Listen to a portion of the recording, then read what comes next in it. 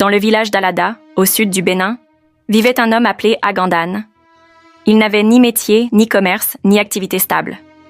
Pourtant, il passait ses journées dans les bars, buvant sans limite, riant avec des amis aussi désœuvrés que lui.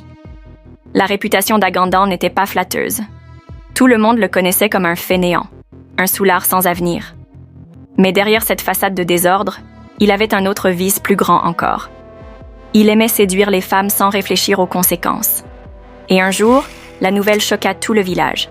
3 femmes étaient enceintes de lui. La nouvelle fit rapidement le tour du village. 3 femmes, toutes différentes, portèrent désormais la grossesse d'Agandan. La première, Mariama, jeune vendeuse de gari, affirma qu'il lui avait promis le mariage. La deuxième, Adjoa, apprentie couturière, disait la même chose. Quant à la troisième, Christelle, étudiante à Cotonou, elle jurait qu'il l'aimait sincèrement. Les familles, bouleversées, commencèrent à s'interroger. Comment un homme sans travail, sans maison propre, pouvait-il assumer 3 femmes et 3 enfants à venir? Les anciens du village convoquèrent une réunion d'urgence. Tout le monde voulait entendre Agandan expliquer comment il comptait gérer cette situation. Le jour de la réunion arriva. Sous l'arbre à palabres, les anciens du village prirent place. Les 3 femmes enceintes étaient présentes, chacune accompagnée de ses parents.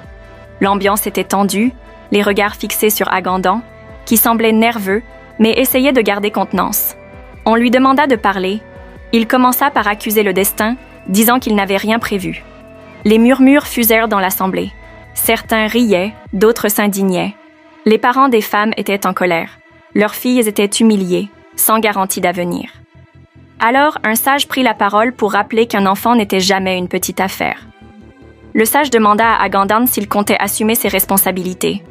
Mais au lieu de répondre clairement, il se mit à sourire, puis déclara qu'il aimait les 3 femmes et ne pouvait en choisir une seule. Cette réponse provoqua un tollé. Les femmes se mirent à pleurer, chacune se sentant trompée. Les parents se levèrent, criant leur colère contre lui. L'un d'eux jura qu'il ne laisserait jamais sa fille souffrir sous le toit d'un ivrogne. L'assemblée devint incontrôlable. Les anciens tapèrent du bâton pour ramener le calme. Tous voulaient en savoir qui allait supporter la charge de ses enfants.